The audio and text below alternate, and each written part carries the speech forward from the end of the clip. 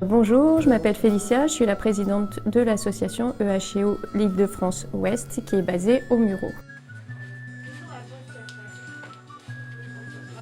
On se voit une fois par mois le samedi matin avec donc les ostéopathes bénévoles et avec une vingtaine d'enfants qui bénéficient des soins ostéopathiques.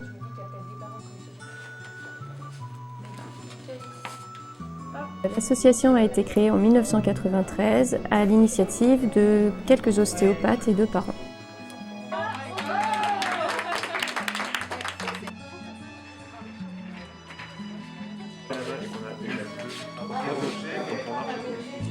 Bonjour, je suis Tristan Bonizek, ostéopathe depuis 17 ans et membre de l'association depuis 23 ans. J'ai commencé à l'association en tant qu'étudiant et aujourd'hui je suis ostéopathe, délégué des ostéopathes de l'association.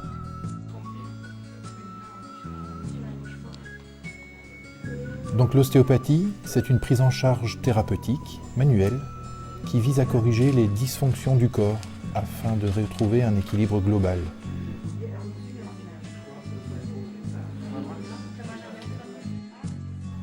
Une consultation normale, les enfants ont l'habitude de venir. On commence par leur poser la question de leur état, comment ils se sentent, est-ce qu'ils vont bien, est-ce qu'il s'est passé des grosses choses depuis la dernière séance.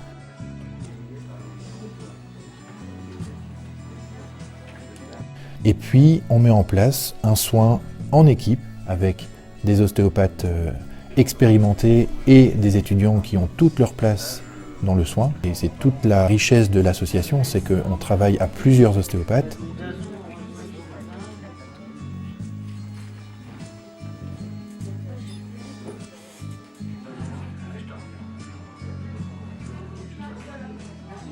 Le gros avantage du travail en équipe, c'est le gain de temps au niveau du diagnostic et au niveau des techniques de détente par rapport à des enfants qui sont parfois pas très patients ou pas très à l'aise de rester allongé et immobile sur une table.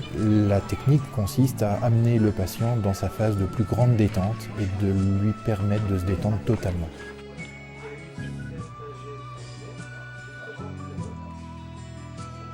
Je m'appelle Christiane, je viens à l'association EHEO depuis 10 ans et je suis la maman d'accueil de Ludivine qui a 15 ans et demi et de Caïs qui vient d'avoir 4 ans.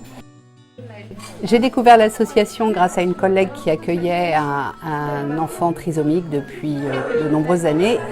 Et je suis venue avec Ludivine qui avait à l'époque 5 ans. Et elle est atteinte d'un handicap neurovisuel et c'était une grande prématurée.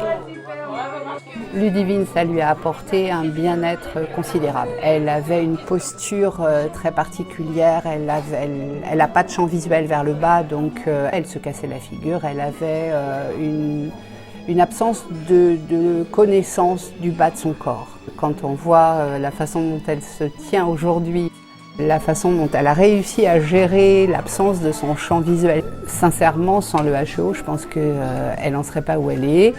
Et puis pour Caïs, Caïs il est suivi depuis 1 an à peu près. Lui c'est pareil, c'est un mieux-être considérable sur le plan du corps, de la globalité de son corps.